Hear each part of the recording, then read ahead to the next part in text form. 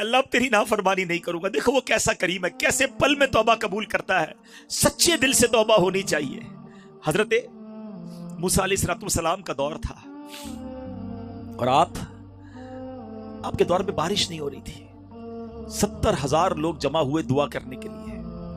जब इज्तिमा हुआ, दुआ होने लगी, हजरत मूसा भी उस इज्तिमा में मौजूद है और दुआ हो रही है, मौला बारिश बरसा दे। बारिश नहीं हो रही। हजरत मूसा ने अर्ज की, मौला दुआ कर रहे हैं, बारिश नहीं हो रही। कब मूसा, इस पूरे मजमे में एक बंदा ऐसा है जो पिछले 40 साल से मेरी नाफरमानी कर रहा है। ऐ मूसा, वो बंदा जब तक तुम्हारे अंदर है ना, बारिश नहीं होनी। हजरत मूसा ने कहा, मौला फिर? हजरत मूसा कहा, या अल्लाह इतना सारा मजमा है, मेरी आवाज कैसे पहुंचेगी उस तक? फरमाया, तुम आवाज लगाओ, मेरा काम पहुंचाना है। हजरत मूसा खड़े हो गए। कहा, है वो शख्स जो 40 साल से अल्लाह की नाफरमानी कर रहा है, इस मजमे से निकल जा। तू वो है जिसकी वजह से बारिश नहीं हो रही। वो बंदा समझ तो गया ऐलान मेरे लिए हो रहा है? मगर सोचने लगा, अगर मैं खड़ा हो गया तो पूरे शहर को पता चल जाएगा कि मैं हूं वो नाफरमान। कभी दाईं देखता, कभी बाईं देखता, शायद कोई खड़ा हो जाए। कोई खड़ा नहीं हुआ। अब उस बंदे ने पता है क्या किया? सर झुकाया और दिल ही दिल में अल्लाह से कहने लगा, या अल्लाह आज माफ कर दे। मैं मानता हूं 40 साल से तुझे नाराज कर रहा हूं, मौला आज माफ कर दे। आज के बाद तुझे नाराज नहीं करूंगा। आज इज्जत रख ले मालिक। आज खड़ा हो गया, पूरे शहर को पता चल जाएगा मैं ही वो बदबख्त हूं। देखो मेरा मालिक कैसे पर्दे डालता है। बादल आए और बारिश बरसना शुरू हो गई। हजरत मूसा ने कहा, मौला बंदा तो कोई नहीं गया, खड़ा तो कोई नहीं हुआ, या अल्लाह ये बारिश कैसे हो गई? हजरत मूसा से रब फरमाता है, मूसा मेरे उस बंदे ने मुझसे दोस्ती कर ली है। 40 साल की नाफरमानी, एक बार दिल से पुकारा था बस। हजरत मूसा ने कहा, या अल्लाह अब मुझे तेरे दोस्त से ही मिला दे, पता तो चले वो कौन है जिसकी वजह से बारिश हुई। सुनो क्या फरमाने इलाही होता है। अल्लाह फरमाता है, मूसा जब वो मेरा नाफरमान था मैंने तब उसके ऐब छुपाए थे, अब तो मेरा फरमा बरदार हो गया, मैं कैसे तुझे बता दूं वो कौन है। ऐसा मालिक, एक बार दिल से पुकारो वो माफ कर देता है। मगर हम हैं कि उसकी रहमत की तरफ नहीं आते, हम उसकी बारगाह में सर नहीं झुकाते।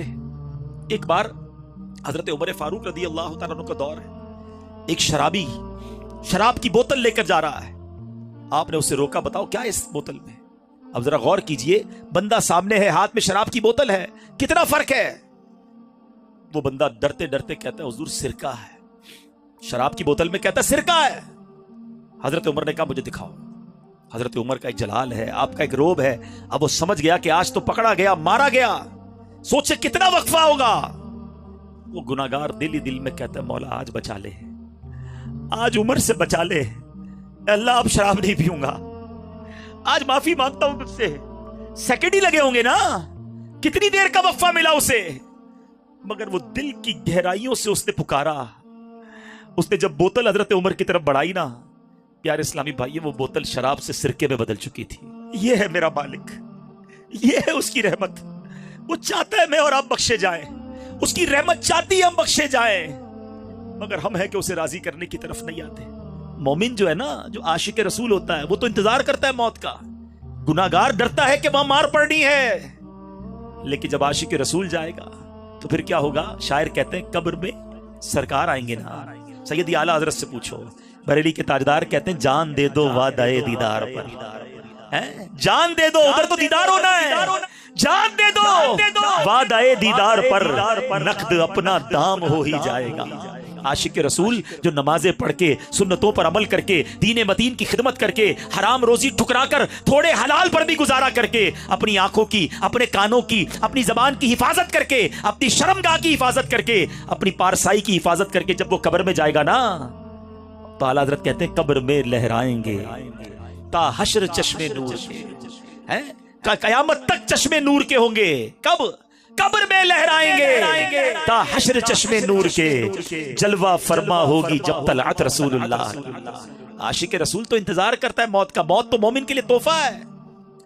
وہ تو انتظار کرتا ہے کہ جب آقا آئیں گے قبر میں سرکار آئیں تو میں قدموں پر گروں، اگر فرشتے بھی اٹھائیں تو میں ان سے یوں کہوں کہ اب تو پائے ناز سے میں اے فرشتوں کیوں اٹھوں، مر کے پہنچا ہوں یہاں اس دل ربا کے واسطے۔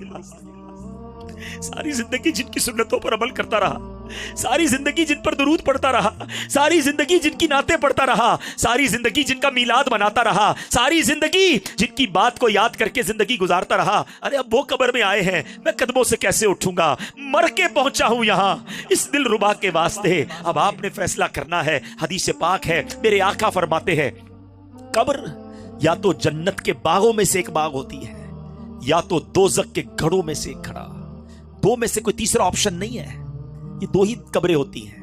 آج طے کر لو، زندگی اگر ایسی گزارنی ہے کہ قبر جنت کا باغ بن جائے تو دعوت اسلامی کا ماحول آپ کو پکار رہا ہے، آ جاؤ اس ماحول سے وابستہ ہو جاؤ۔ بدلتے کیوں نہیں ہم؟ اس کی وجہ کیا ہے؟ آج آخر میں وجہ بھی سن لو۔ وجہ یہ ہے کہ ہم جب نیت کرتے ہیں نا اس وقت تو شاید دل میں پکا ارادہ ہوتا ہے، مگر اس کے بعد جب ہم اجتماع سے یا محفل سے یا جو بھی ہمارا اچھی نیک ماحول ہوتا ہے اس سے اٹھ کے جاتے ہیں نا، پھر ہمارے جو ماحول ہوتا ہے وہ دوست ہمارے اچھے نہیں ہوتے، وہ ہمیں نمازی نہیں بننے دیتے۔ ہم نمازی بنتے ہمارا مذاق اڑاتے ہیں، خیر تو ہے بھائی مولوی بن گیا ہے، جمعہ پڑھتا تھا تجھے کیا ہو گیا ہے، یہ کیا تو بھائی سر پہ ٹوپی سجا لی ہے، امامہ پہن لیا ہے، سنتوں پر عمل شروع کر دیا ہے، حرام روزی چھوڑ دی ہے۔ ہمارے دوست ہی ہمیں گناہوں کی طرف لے جاتے ہیں۔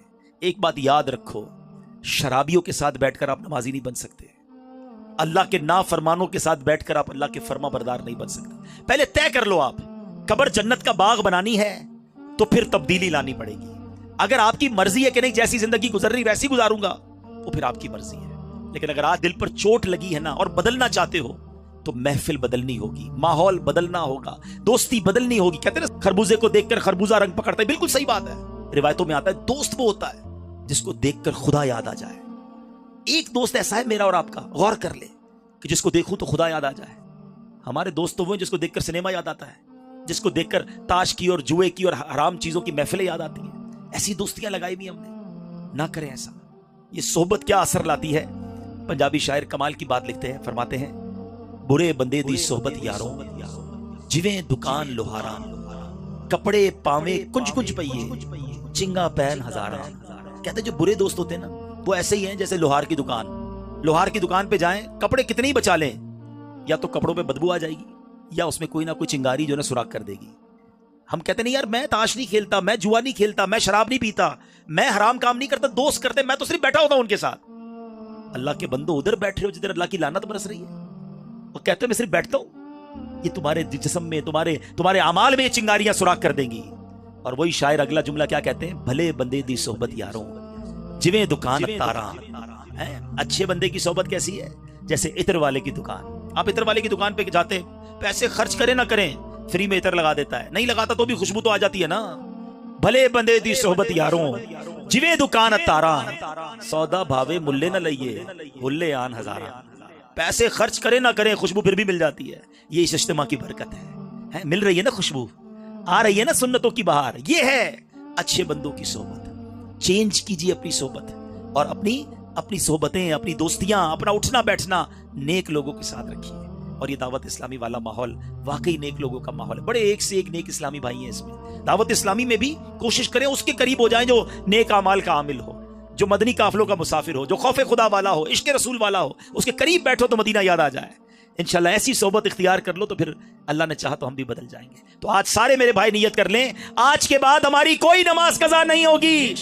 ایسا نعرہ لگائیں کہ شیطان بھی ادھر سے بھاگ جائے، آج کے بعد ہماری کوئی نماز قضا نہیں ہوگی انشاءاللہ۔ رمضان کے پورے روزے رکھیں گے، فلمیں ڈرامے نہیں دیکھیں گے، گانے باجے نہیں سنیں گے، حرام روزی کے قریب بھی نہیں جائیں گے، بے حیائیوں کی محفل میں نہیں جائیں گے، شراب اور نشے سے دور رہیں گے، کسی پر ظلم نہیں کریں گے۔ اللہ پاک ہم سب کو عمل کرنے کی توفیق بھی عطا فرمائے، استقامت بھی نصیب فرمائے۔ میرے اعمال کی اصلاح کرم سے کر دے۔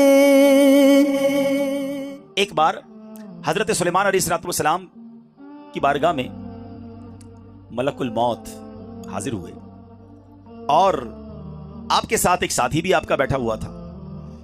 تو وہ ساتھی جو تھا اس کو حضرت ملک الموت جو ہیں وہ کافی گھور کر دیکھ رہے تھے. تو ملک الموت تو چلے گئے. تو آپ نے اپنے ساتھی سے کہا تم جانتے ہو یہ کون تھے؟ حضور کون تھے؟ کہا یہ ملک الموت تھے. کہا لگتا ہے میری روح قبض کرنے آ گئے حضرت. آپ ایسا کریں، آپ کی تو ہواؤں پر حکومت ہے، آپ ہوا کو حکم دیں کہ فوراً مجھے یہاں سے ہندوستان بھیج دے. آپ نے ہاتھ اٹھائے اور دعا فرمائی، ہوا نے اس شخص کو سفر کروا کے ہندوستان بھیج دیا. کچھ دنوں کے بعد ملک الموت پھر حاضر ہوئے. حضرت سلیمان نے پوچھا کہ یہ تو بتاؤ کہ تم جو ہے میرے ساتھی کو کیوں گھور رہے تھے؟ تو کہا حضور میں حیران تھا کہ میرے پاس یہ لکھا ہوا تھا کہ کچھ دیر بعد اس بندے کی روح میں نے ہند سے قبض کرنی ہے اور یہ آپ کے پاس بیٹھا ہوا ہے. اللہ اکبر. تو آپ نے فرمایا میں نے ہی تو دعا کی اور یہ ہند پہنچا اور پھر اگلے لمحے انہوں نے ہند سے اس کی روح قبض کر لی.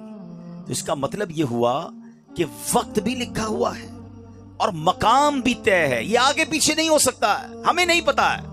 ہو سکتا ہے آج ہم میں سے کسی کی موت ہو جائے. اس بات کو تو آپ مانتے ہیں نا کہ ہم میں سے کوئی آج بھی دنیا سے جا سکتا ہے؟ کوئی ہے جس کے پاس یہ گارنٹی ہو کہ گھر تک خیر سے پہنچوں گا؟ کسی کو نہیں پتا. آگاہ اپنی موت سے کوئی بشر نہیں. سامان 100 برس کا ہے، پل کی خبر نہیں.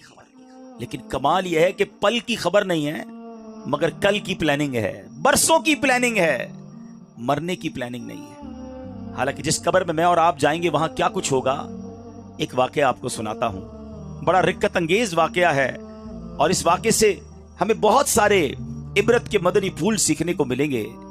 جلیل القدر تابعی سیدنا حسن بصری رحمت اللہ تعالی علیہ ایک بار اپنے گھر کے دروازے پر تشریف فرما تھے. وہاں سے ایک جنازہ گزرا، آپ بھی اٹھے اور جنازے کے پیچھے چل دیے. جنازے کے نیچے ایک چھوٹی بچی زارو کتار دوڑتی ہوئی اس جنازے کے ساتھ ساتھ جا رہی تھی اور کہہ رہی تھی اے بابا جان، آج مجھ پر وہ وقت آیا ہے کہ پہلے کبھی نہ آیا تھا. حضرت سیدنا حسن بصری رحمت اللہ تعالی علیہ نے جب یہ درد بھری آواز سنی تو آنکھیں اشکبار اور دل بے قرار ہو گیا. دستے شفقت اس یتیم بچی کے سر پر پھیرتے ہوئے آپ نے فرمایا بیٹی تم پر نہیں، تمہارے مرحوم بابا جان پر وہ وقت آیا ہے جو آج سے پہلے ان پر کبھی نہ آیا تھا. دوسرے دن آپ نے دیکھا کہ وہی چھوٹی بچی آنسو بہاتی ہوئی قبرستان کی طرف جا رہی ہے. باپ سے بڑی محبت تھی، اس سے رہا نہیں جا رہا تھا، وہ قبرستان جا رہی ہے. سیدنا حسن بصری رحمت اللہ تعالی علیہ بھی حصول عبرت کے لیے اس بچی کے پیچھے پیچھے قبرستان کی طرف چل دیے. جب قبرستان پہنچ کر وہ چھوٹی بچی اپنے والد مرحوم کی قبر سے لپٹ گئی، حضرت سیدنا حسن بصری جھاڑیوں کے پیچھے بیٹھ گئے، چھپ گئے کہ دیکھوں یہ بچی کیا کہتی ہے. وہ چھوٹی بچی اپنے رخسار اپنے بابا جان کی قبر کی مٹی سے لگا کر کہتی ہے اے بابا جان، آپ نے اندھیرے میں چراغ اور غم خار کے بغیر قبر کی پہلی رات کیسے گزاری؟ اے بابا جان، کل رات تو میں نے گھر میں آپ کے لیے چراغ جلایا تھا، آج رات قبر میں چراغ کس نے روشن کیا ہوگا؟ اے بابا جان، کل رات گھر کے اندر میں نے آپ کے لیے بچھونا بچھایا تھا، آج رات قبر میں بچھونا کس نے بچھایا ہوگا؟ اے بابا جان، کل رات گھر کے اندر میں نے آپ کے ہاتھ پاؤں دبائے تھے، آج رات قبر میں آپ کے ہاتھ پاؤں کس نے دبائے؟ اے بابا جان، کل رات گھر کے اندر میں نے آپ کو پانی پلایا تھا، آج رات قبر میں آپ کو کس نے پانی پلایا؟ اے بابا جان، کل میں نے آپ کے جسم پر چادر اڑائی تھی، آج رات آپ کو قبر میں کس نے چادر اڑائی؟ اے بابا جان، کل تو آپ کو جب بھوک لگی تھی تو میں نے آپ کو کھانا پیش کیا تھا، آج رات قبر میں جب آپ کو بھوک لگی تو کس نے کھانا دیا ہوگا؟ سیدنا حسن بصری غم کی ماری اور اس دکھیاری بچی کی یہ باتیں سن کر رو پڑے. قریب آئے اور کہا بیٹی اس طرح نہیں بلکہ یوں کہو، اے بابا جان، دفن کے وقت آپ کا چہرہ قبلہ رخ کیا گیا تھا، کیا اب بھی آپ کا چہرہ اس حالت پر ہے یا آپ کا چہرہ پھیر دیا گیا ہے؟ اے بابا جان، آپ کو صاف ستھرا کفن پہنایا گیا تھا. اے عاشقان رسول، ذرا اپنا سر جھکا کر آنکھیں بند کر کے اپنے بارے میں سوچو. جب ہم قبر میں جائیں گے تو ہمیں بھی ہمارے دوست قبر میں ایک چہرہ تو قبلہ روح کر دیں گے نا، کفن تو صاف ستھرا پہنائیں گے، مگر اس کے بعد کیا ہو سکتا ہے؟ سیدنا حسن بصری کہتے ہیں اپنے والد سے یہ پوچھو کہ بابا جان، کل تو آپ کو صاف ستھرا کفن پہنا کر دفنایا گیا تھا، کیا اب بھی وہ صاف ستھرا ہے؟ اے بابا جان، آپ کو قبر میں صحیح اور سالم بدن کے ساتھ رکھا گیا تھا، क्या अब भी जिस्म सलामत है या उसे कीड़ों ने खा लिया है? ए बाबा जान, उलमा फरमाते हैं कब्र की पहली रात बंदे से ईमान के बारे में सवाल किया जाएगा तो कोई जवाब देगा, कोई मायूस रहेगा। आपने उस सवाल का दुरुस्त जवाब दिया या आप नाकाम रहे हैं? ए बाबा जान, सुना है उलमा से बाज मुर्दों पर कब्र कुशादगी करती है, बाज पर तंगी करती है। आप बताइए, आप पर कब्र ने तंगी की या कुशादगी की? ए बाबा जान, उलमा फरमाते हैं कि किसी मैयत के कफन को जन्नती कफन से और किसी के कफन को जहन्नम की आग के कफन से बदल दिया जाता है। तो आपके कफन को आग से बदला गया या जन्नती कफन से? ए बाबा जान, कल जब मैं आपको पुकारती थी तो आप मुझे जवाब देते थे। आज मैं कितनी बदनसीब हूं कि कब्र के सिराने खड़ी होकर पुकार रही हूं, मगर मुझे आपके जवाब की आवाज सुनाई नहीं देती। ए बाबा जान, आप तो मुझसे ऐसे जुदा हुए कि क़यामत तक दोबारा नहीं मिल सकते। ए खुदाए रहमान, क़यामत के मैदान में मुझे अपने बाबा जान की मुलाकात से महरूम न करना। सैयदना हसन बसरी रहमतुल्लाहि तआला की ये बातें सुनकर वो बच्ची अर्ज गुजार हुई, ए मेरे सरदार, आपके नसीहत आमोज कलिमात ने मुझे ख्वाब गफलत से बेदार कर दिया है।